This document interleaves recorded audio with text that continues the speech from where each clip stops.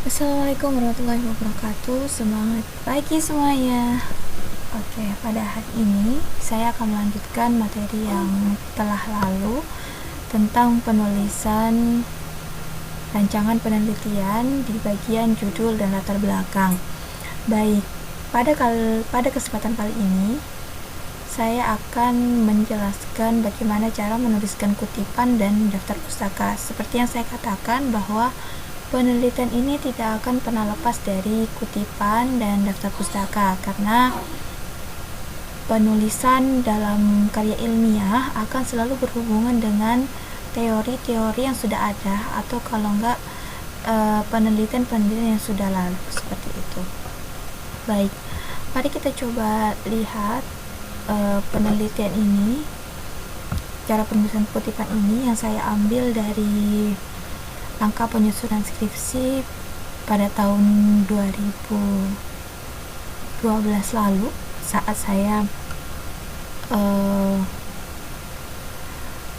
saya melaksanakan skripsi saat itu ya, pembekalannya. Jadi buku panduan ini diberikan oleh fakultas, seperti itu. Lebih tepatnya di jurusan sosiologi. Ini cara kutipan. Kutipan itu ada yang namanya kutipan body note dan ada yang namanya kutipan atau disebut dengan footnote atau catatan kaki ya. Nah, yang akan kita bahas sekarang adalah body note-nya, karena memang kebanyakan skripsi atau penelitian karya ilmiah lebih banyak menggunakan body note atau catatan tubuh, seperti itu. Kutipan digunakan untuk memperkuat argumen kita atau untuk memberikan gambaran suatu konsep atau kajian pustaka di penelitian, agar pembaca itu lebih jelas dan lebih mengerti dan lebih paham apa yang akan kita maksud, seperti itu.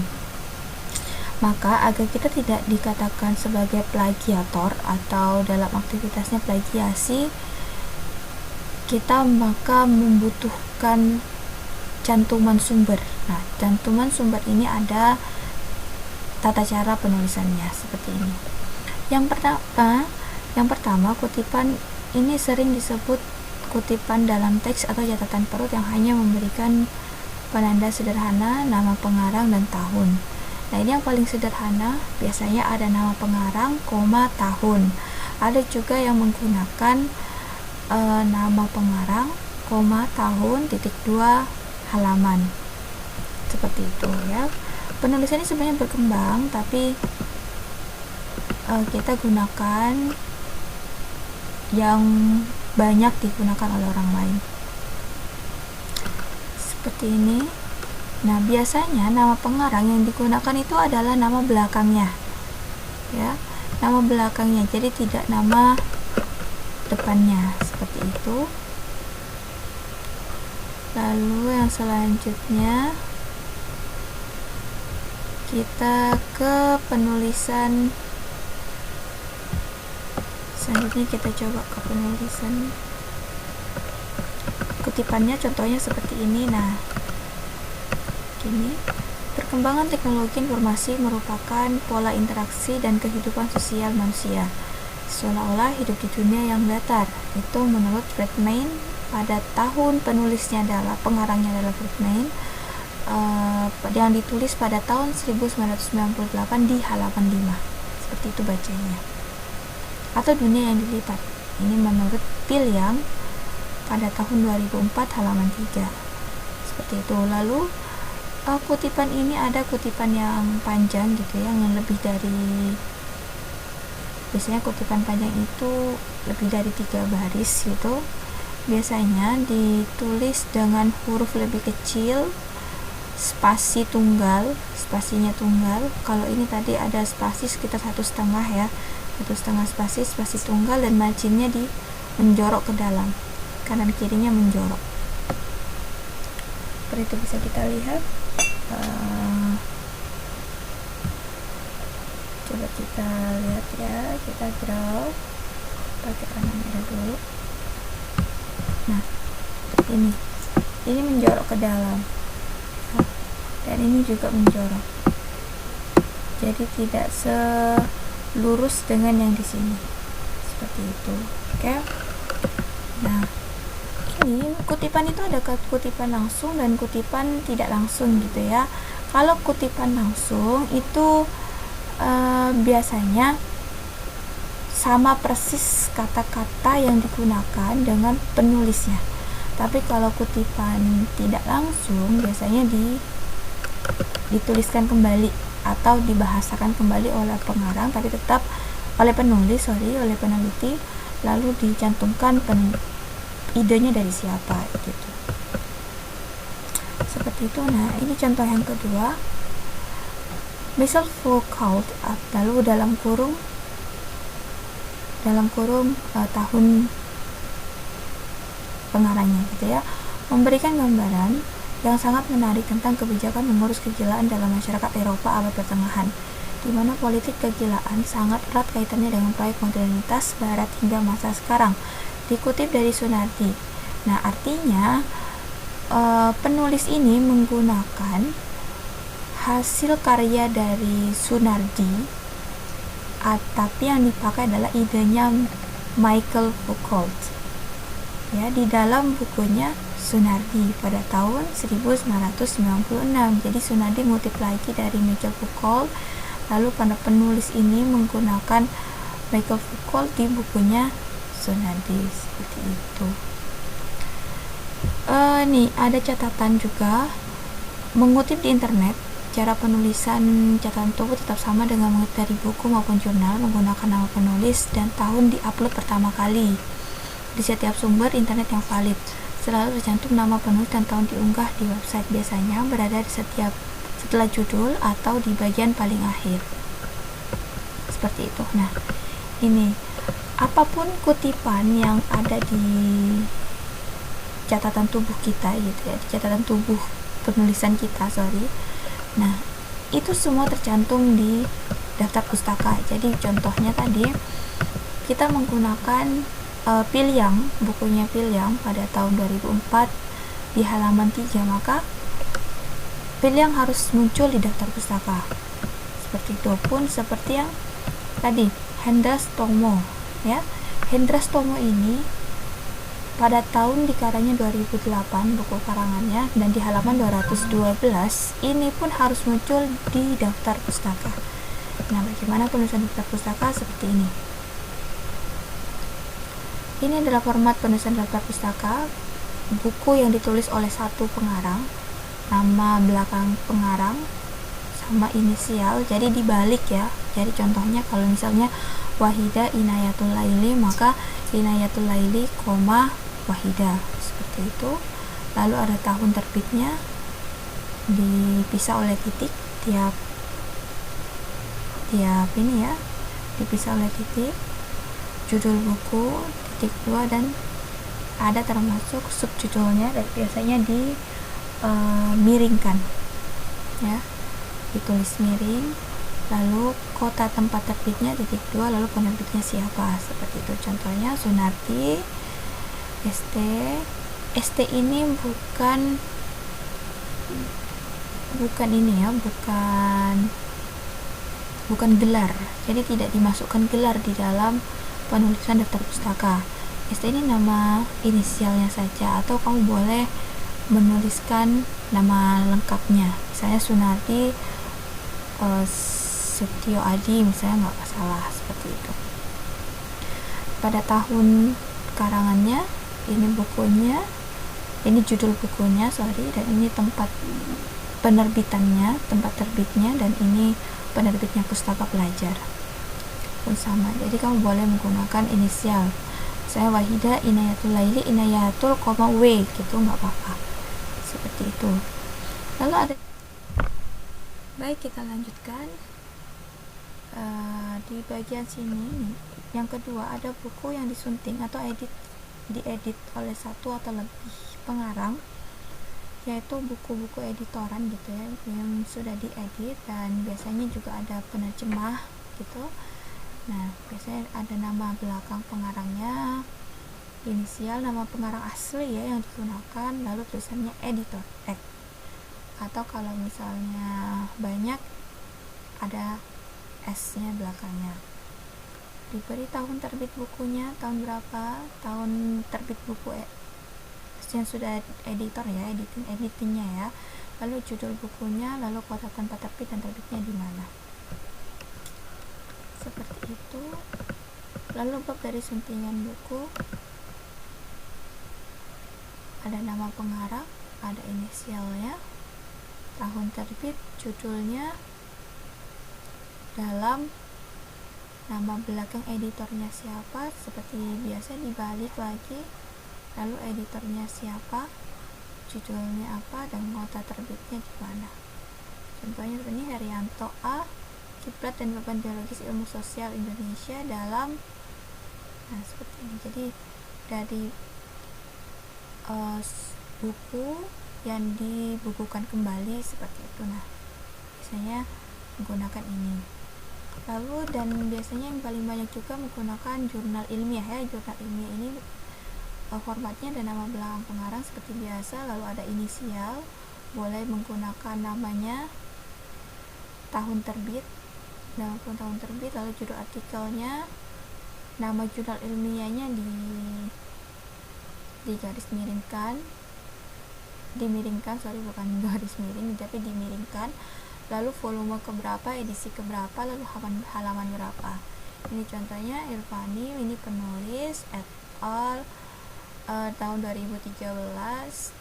Ini judul artikelnya ya, toleransi antara pengaruh Nahdlatul Ulama, Muhammadiyah dan Kristen Jawa di Batam di dalam jurnal komunitas ya. Lalu ini volume kelima, edisi pertama, halaman 1-13 seperti itu. Atau kalau tidak, kamu menggunakan laporan penelitian kebijakan yang diterbitkan, misalnya nama belakangnya mana, nama belakang pengarang, inisial, tahun terbit, judul laporan, subjudul.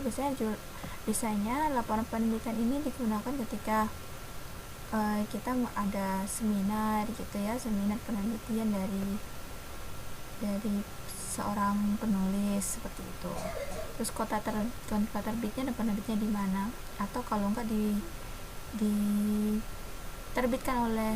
ditulis oleh lembaga, misalnya tahun terbit, judul laporan, kota terbit seperti biasa. Oke, seperti ini contohnya.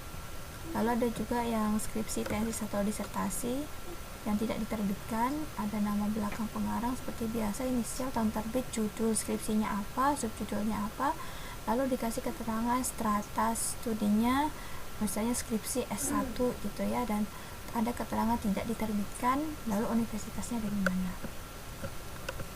ya, seperti itu. Lalu ada yang dari artikel atau majalah dan koran, boleh.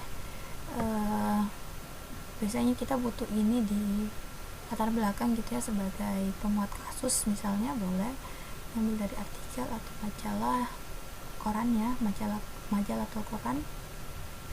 Seperti biasa, nama belakang, nama pengarang, inisial, tahun terbit, judul artikelnya apa, terus nama korannya atau nama majalahnya, tanggal bulan terbitnya kapan. Kalau pakai website, alamat internetnya dicantumkan seperti itu. Atau kalau enggak, kamu ngambil di koran, halaman berapa, seperti itu.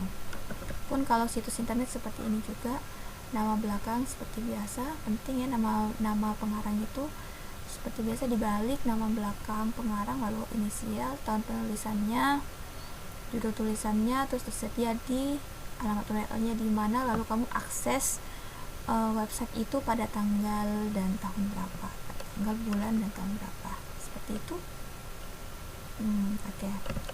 Ya seperti itulah ya, macam-macam kutipan, nanti boleh kalian pelajari lagi cara mengutip seperti itu. Oke.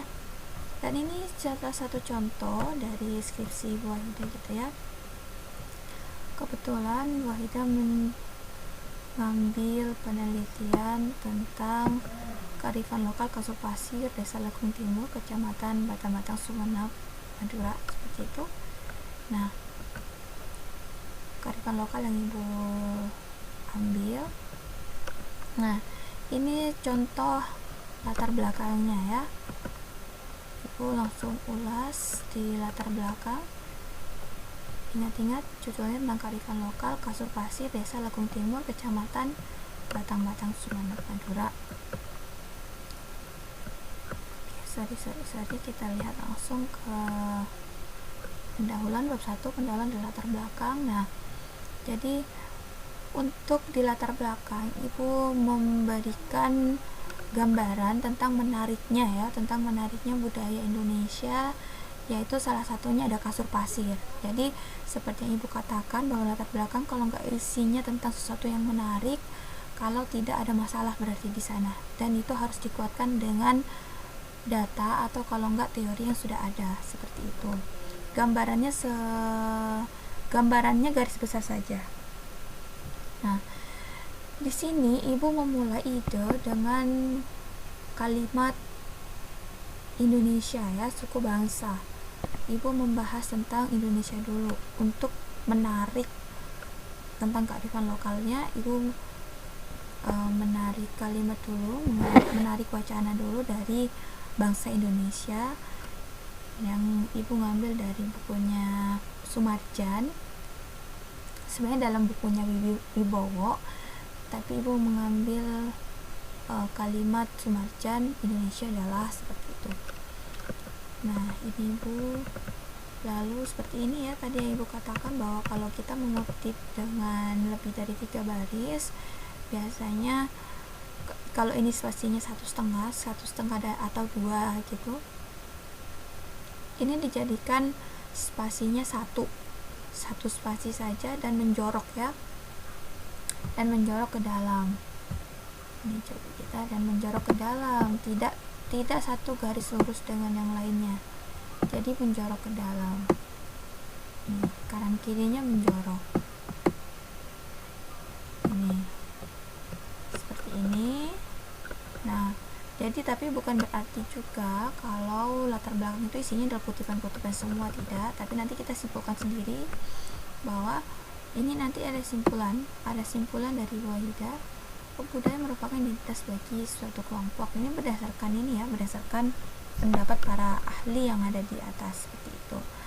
Lalu Ibu kuatkan juga bahwa wilayah itu sebuah wilayah,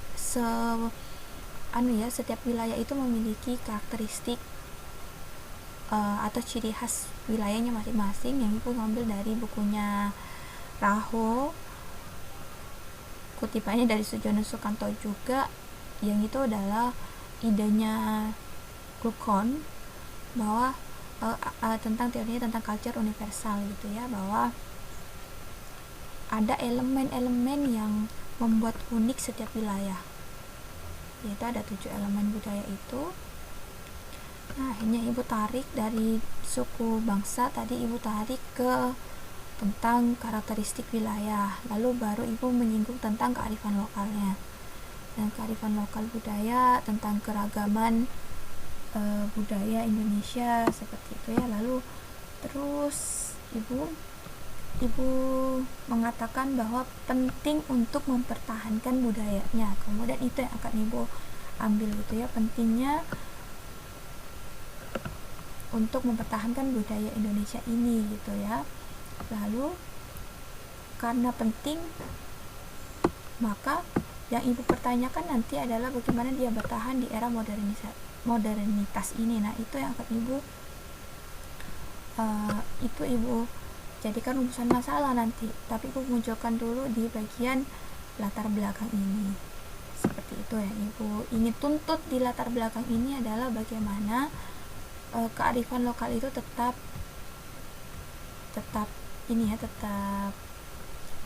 ada gitu di tengah modernisasi ini, seperti itu ya. Itulah cara Ibu membangun ide dalam latar belakang. Jadi ada yang ide di dalam latar belakang itu berbentuk induktif, ada juga yang berbentuk deduktif. Deduktif itu biasanya dari umum dulu baru ditarik ke khusus, pokok bahasannya apa. tapi ada juga yang dibalik, langsung kita bahas tentang pokok bahasannya lalu kita melebar ke bawah, seperti itu, melebar ke umum gitu ya.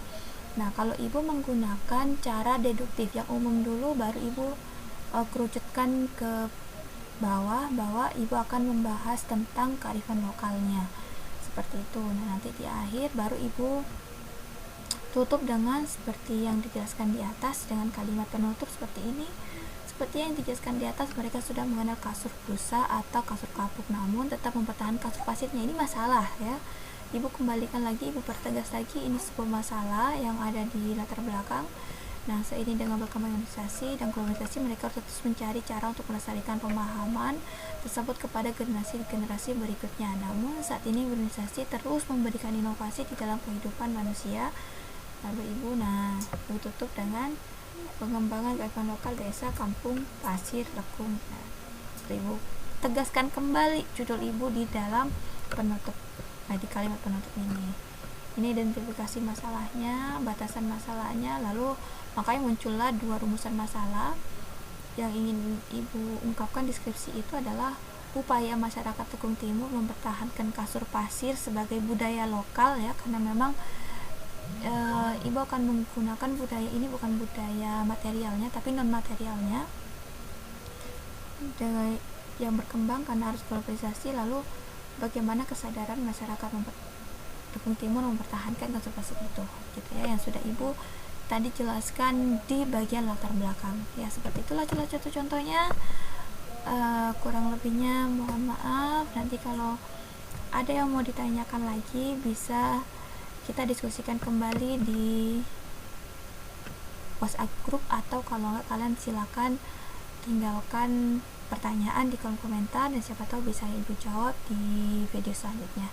Baik, terima kasih, mohon maaf atas keterbatasannya, dan sekali lagi jangan lupa tetap menjaga kesehatan dan tetap bersemangat untuk belajar. Wassalamualaikum warahmatullahi wabarakatuh.